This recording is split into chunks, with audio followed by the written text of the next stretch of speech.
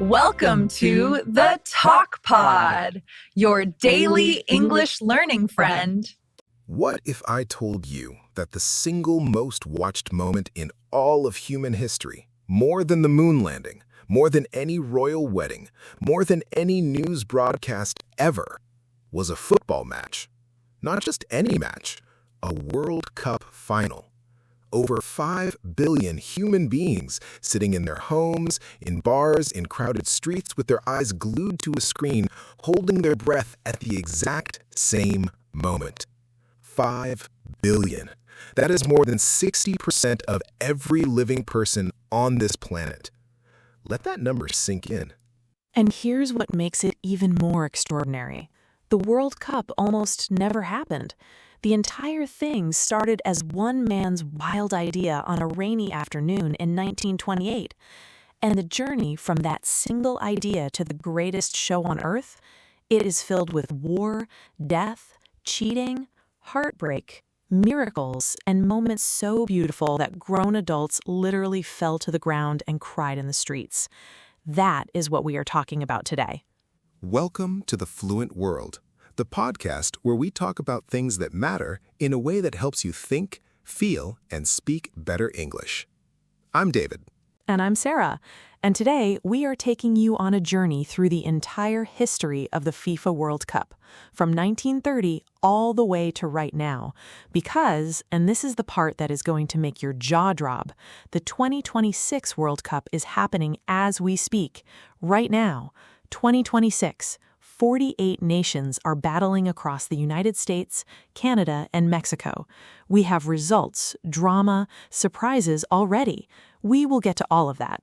But first, we need to go back, because the story of where this tournament is today makes absolutely no sense unless you understand where it came from.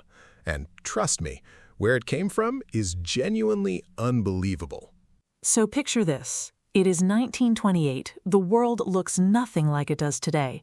There are no smartphones, no satellite television, no internet. The way people experience sport is by physically going to watch it or reading about it the next morning in a newspaper.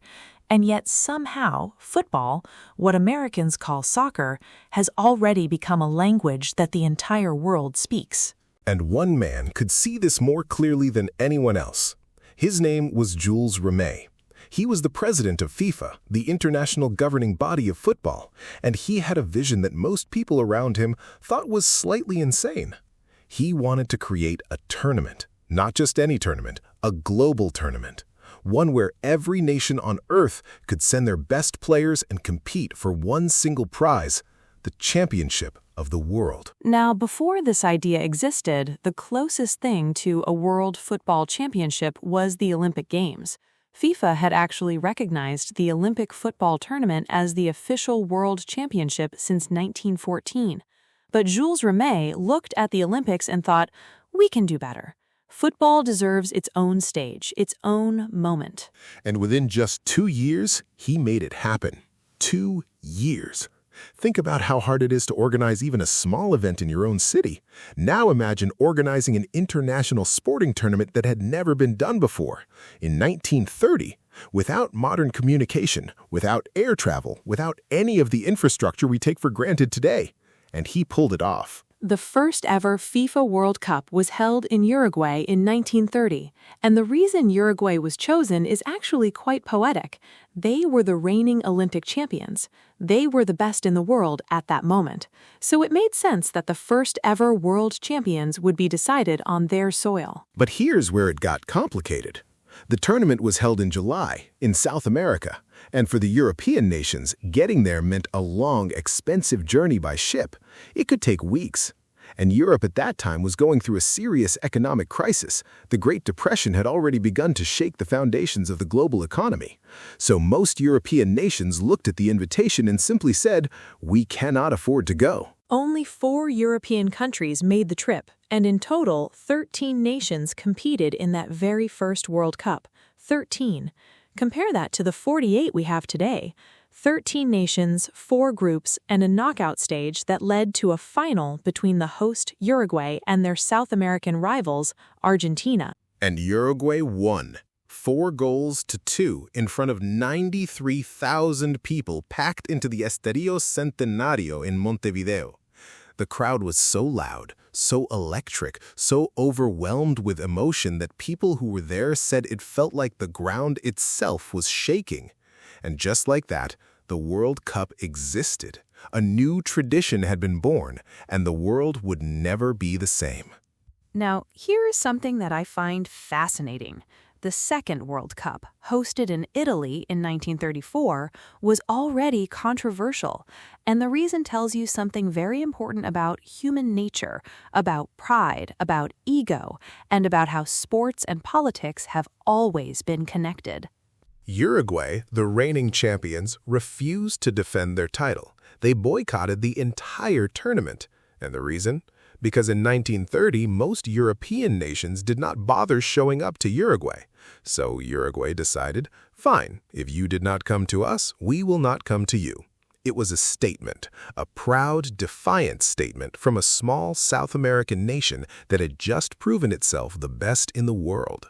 And Italy went ahead and won it anyway. They beat Czechoslovakia in the final with 2-1. Italy's manager at the time was a man named Vittorio Pozzo, one of the greatest tactical minds the sport has ever seen. And 4 years later, in France in 1938, Italy did it again. Back-to-back world champions, 2 trophies in a row. But the 1938 World Cup came with its own shadow, because if you know your history, you know what was happening in Europe in 1938. Germany had already begun its expansion. Austria had been absorbed into the German state. The continent was on a knife edge. And just 1 year after that tournament ended, the Second World War began. And the World Cup simply stopped. It vanished. For 12 years, there was no tournament, no champions, just silence.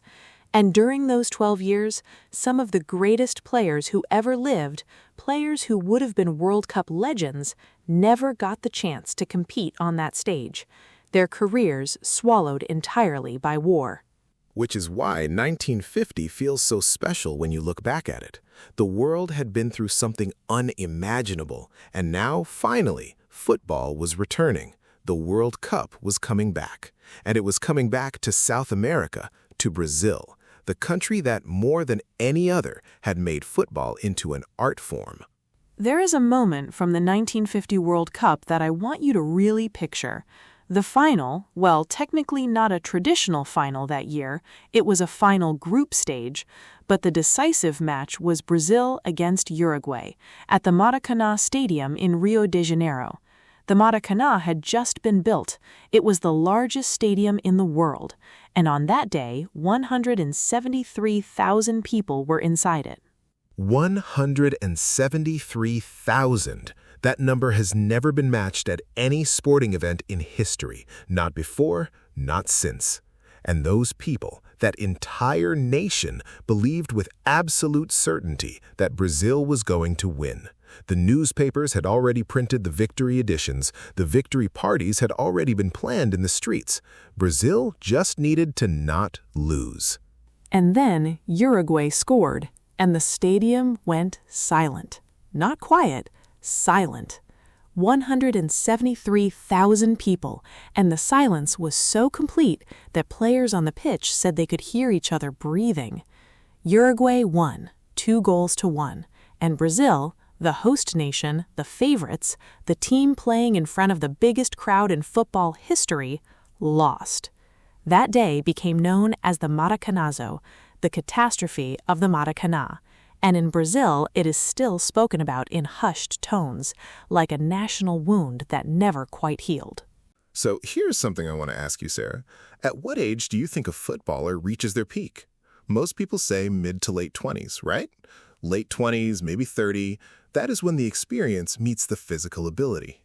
Absolutely. That is the conventional wisdom, which is why what happened at the 1958 World Cup in Sweden is so extraordinary, because the player who lit up that tournament, who scored in every single knockout match, who was the most creative, the most dangerous, the most dazzling footballer anyone had ever seen, was 17 years old.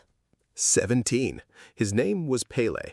And to be clear, people throw around the phrase greatest of all time very easily in sports. But when it comes to Pelé, the conversation is not really a debate among those who watched him play. He was something beyond what football had seen before. A teenager playing on the biggest stage in the world, performing as if none of the pressure existed. Brazil won the 1958 World Cup, beating the host Sweden 5-2. And then they came back 4 years later in Chile in 1962 and won it again, back-to-back world champions. And while Pelé struggled with injuries in '62, Brazil had enough talent around him to carry it through. They had Garrincha, a man whose legs were physically deformed from childhood, one shorter than the other, who somehow became one of the most creative dribblers the game has ever seen. I want to stop here because that detail about Garrincha is important, and I think it is one of the most beautiful things about football. The sport has this long tradition of people overcoming what should have been impossible. Garrincha could barely walk normally, and yet, on a football pitch, he was poetry. That contrast, that gap between what should be possible and what actually happens, is part of what makes the World Cup so emotionally powerful. And speaking of emotionally powerful, can we talk about the 1954 World Cup in Switzerland? Because I think people underestimate how extraordinary that tournament was. It was the first World Cup to be properly televised. For the first time, people sitting in their homes could actually watch the matches as they happened. And what they got to witness was the highest-scoring World Cup in history. The quarterfinal between Austria and Switzerland finished 7-5. 7-5! That remains the highest-scoring match in World Cup history to this day. And the final between West Germany and Hungary had its own incredible story. Hungary were arguably the greatest team on the planet at that moment. They had an extraordinary forward line, including Ferenc Puskás, one of the greatest goal scorers who ever lived. They scored 2 goals in the first 10 minutes of the final. The game was over, everyone thought. And then West Germany came back, 3-2, in what the German people called, and still call, the miracle of Bern, the game that made an entire nation believe in itself again after the devastation of the war. Sport has a way of doing that, doesn't it? Of giving people something to feel proud of again, something to hold on to. Okay, I need to talk about 1986. Because the 1986 World Cup in Mexico contains what is probably the single most controversial moment in the entire history of the sport. And also, in the same match, in the same 10 minutes, what many people consider the single greatest goal ever scored. You're talking about Diego Maradona and the Argentina versus England quarterfinal. I am talking about Diego Maradona, a man who was, in many ways, the embodiment of everything beautiful and complicated about football. Supremely gifted, deeply flawed, capable of things with a football that defied physical explanation, and capable of cheating in a way that somehow, depending on who you ask, made people love him more. So the context matters here. It was 1986. Argentina and England were not just 2 football teams. Just 4 years earlier, Argentina and Britain had fought a war over the Falkland Islands, or the Malvinas, as Argentina calls them. People had died. The wounds were still very fresh. And now these 2 nations were meeting in a World Cup quarterfinal. In the second half, a loose ball bounced up in the penalty area. Maradona was there. A defender was there, and Maradona punched the ball into the net with his left hand. The referee did not see it. The goal stood, and when asked about it afterwards, Maradona said with a completely straight face that it was scored a little with the head of Maradona and a little with the hand of God. The hand of God. That phrase became one of the most famous sentences in the history of sport. And then, 4 minutes later, Maradona picked up the ball just inside his own half. With 5 English players between him and the goal, he started running. He went past one defender, then another, then the goalkeeper, then the last defender, and he slipped the ball into the net. 60 meters, 5 defenders, pure individual genius. 2 goals. One was an act of cheating. One was an act of genius, and they both came from the same man in the same match within 4 minutes of each other. That is Diego Maradona. That is football. That is the World Cup. Argentina won that tournament, but the story that haunts me most from that era is not about Maradona. It is about a Colombian defender named Andres Escobar, and I want to talk about this carefully because it is a genuinely tragic story. The 1994 World Cup in the United States. Colombia had qualified with one of the most brilliant qualifying campaigns anyone had seen. They had beaten Argentina 5-0 in Buenos Aires, which is considered one of the greatest upsets in football history. The entire country believed they could win the World Cup. And in Colombia at that time, a country deeply scarred by the violence of the drug cartels, football was more than a sport. It was hope. It was identity. It was the thing that made people feel like their country was more than just headlines about crime and death. And in the group stage against the United States, Colombian captain Andres Escobar deflected a cross into his own net, an own goal. Colombia lost. They were eliminated. And when Escobar returned home to Medellin, he was shot and killed outside a restaurant. The gunmen reportedly shouted "Goal" as they fired. It is one of the darkest moments in the history of football. A man murdered because of a football result. I think it is important that we sit with that for a moment, because it reminds you that the World Cup does not exist in a bubble. It exists in the real world. And in parts of that world, the pressure and the passion around this tournament can carry consequences that go far beyond what any game should ever carry. Andres Escobar was a professional footballer. He made an unfortunate mistake in a match, and he lost his life for it. That should never be forgotten. Let's talk about moments that changed everything, because the World Cup has given us several of those. Moments that did not just decide a match or a tournament, but actually shifted the way the world understood what football could be. 1998. France is hosting. Two of the most extraordinary individual players in the world are on opposite sides of the final. On one side, Zinedine Zidane, a French midfielder of Algerian heritage who played with a kind of quiet, devastating elegance that made him almost hypnotic to watch. On the other side, Ronaldo Nazário, a young Brazilian striker so naturally gifted that many people called him the true heir to Pelé. And then something strange happened. A few hours before the final, Ronaldo suffered what was described as a convulsive fit, a seizure, in the team hotel. He was rushed to hospital, came back, was inexplicably placed in the starting 11, and played what was by his own standards one of his worst performances of his career. Zidane scored twice. France won 3-0. An entire nation poured into the streets of Paris, and the image of Zidane's face projected onto the Arc de Triomphe became one of the defining photographs of the 20th century.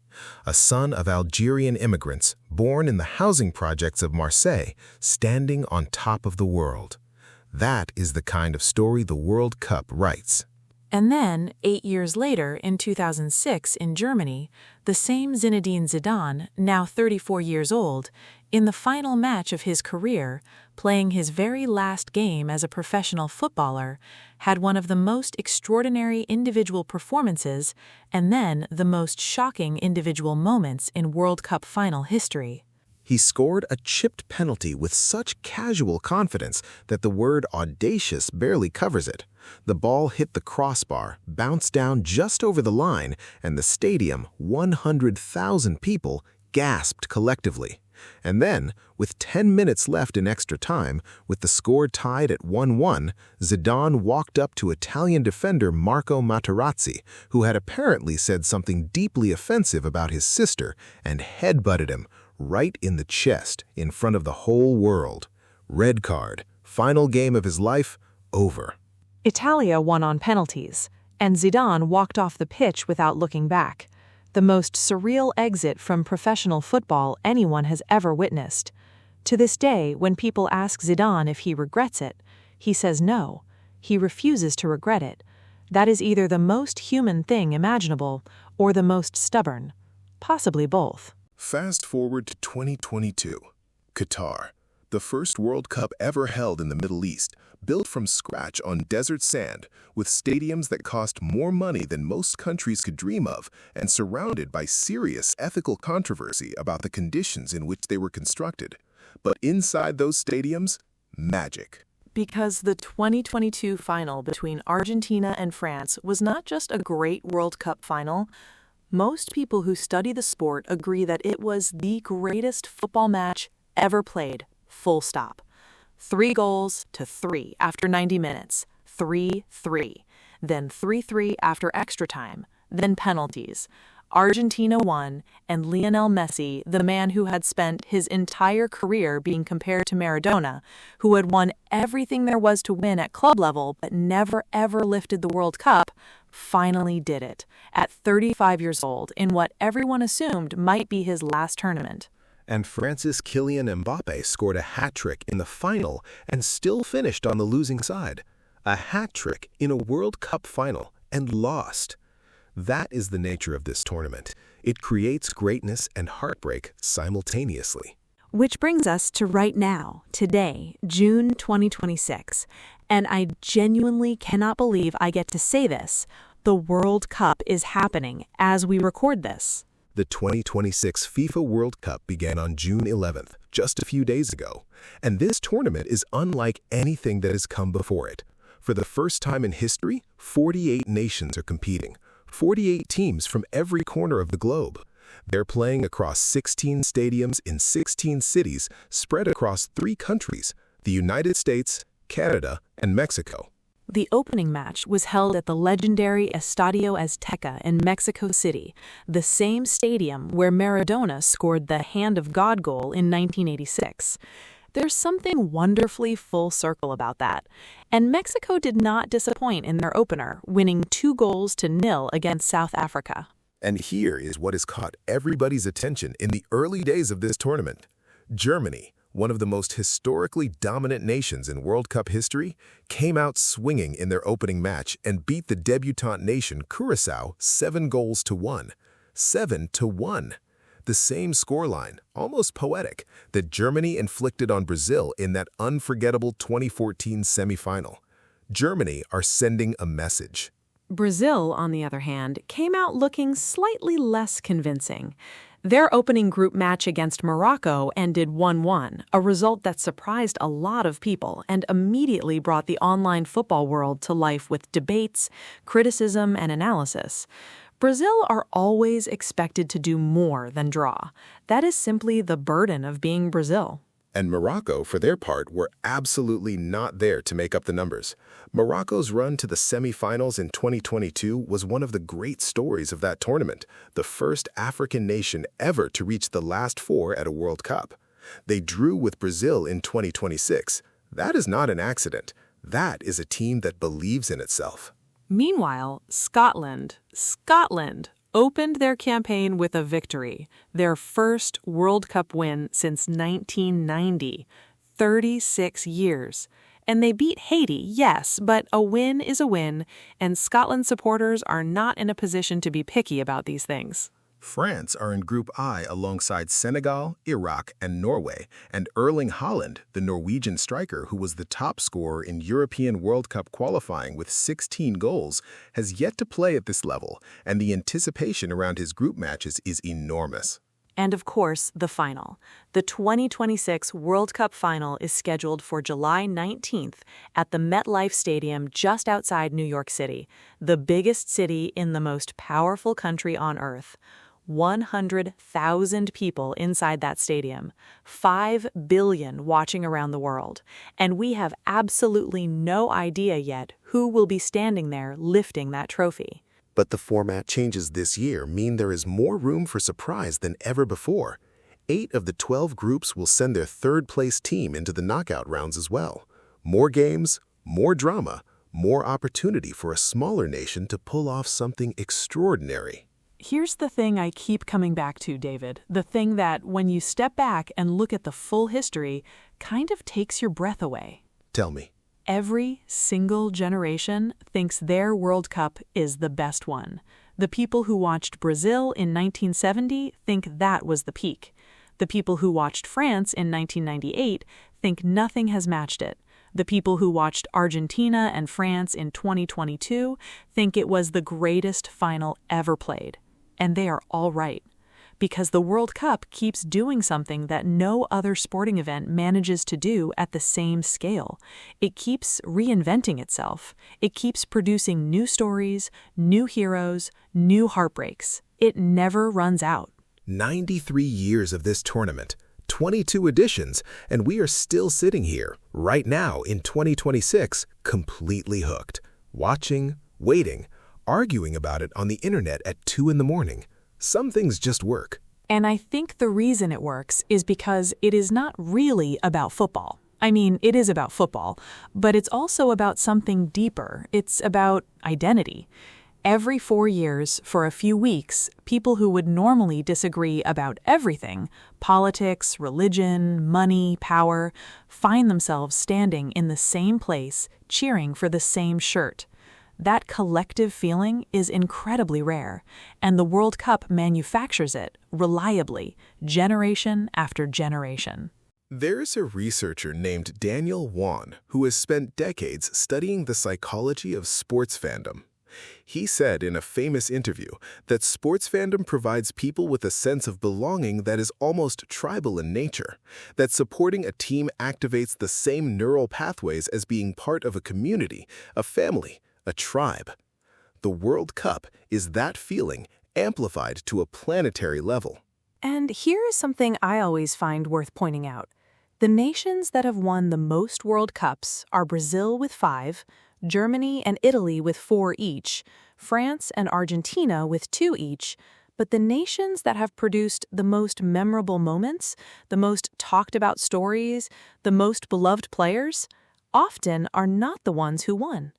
Portugal never won, the Netherlands never won, Hungary in the 1950s never won, Eusebio never won, Cruyff never won. Sometimes the most powerful stories are the ones that end in defeat. I want to ask you something, and I want you to really think about this, not just as a football question. When you think about the great sporting moments you have personally witnessed in any sport, what is it that you actually remember? Is it the score? Is it the winner? Or is it something else? For me, it is always the feeling. It is always the moment before the outcome was decided. That pause between a penalty being struck and the ball crossing the line or hitting the post. That is where the emotion lives, not in the celebration, in the uncertainty. And I think that is what the World Cup has understood, perhaps more than any other event in human culture. That the most powerful human experience is not resolution, it is anticipation. We watch those matches not because we know what will happen. We watch them because we genuinely do not. Anything could happen. Anyone could win. Any moment could become the moment that people talk about for the next 50 years. I remember watching the 2022 final with my family. We did not know each other's teams. We had different people to cheer for. But at the end, in extra time, in penalties, none of that mattered. We were just watching, together, breathless. That kind of shared experience between human beings is actually quite hard to find in everyday life, and the World Cup gives it to you, reliably, on a global scale. It makes you realize, doesn't it, that sport, at its best, is not escapism. It is not distraction. It is one of the most genuine human experiences we have. The joy is real. The grief is real. The pride is real. And the connections it creates between people, across cultures, across languages, across everything that divides us, those are real too. So let's bring it home. What do we actually take away from all of this? From 93 years of the World Cup, from Uruguay 1930 to Qatar 2022, to the 48-team spectacular happening right now across North America in 2026? I think the takeaway is this. The World Cup is proof that human beings at their best are capable of creating something that transcends the original idea. Jules Rimet wanted a football tournament. What he actually created was a recurring moment of shared humanity, something that happens every 4 years and reminds the planet that despite everything, despite wars and economic crises and political divisions and cultural barriers, 7 billion people can all care about the same thing at the same time. And football, specifically, the sport that requires nothing but a round object and a space to play, is perhaps the purest expression of that idea, because the World Cup includes nations that could barely afford to send their team, and it includes nations that spent billions building stadiums. And on the pitch, on any given day, the difference can come down to a single moment of individual brilliance, a Maradona dribble, a Zidane header, an Mbappe hat trick, a Messi penalty in the shootout. One moment, one ball, one player, and nothing else matters.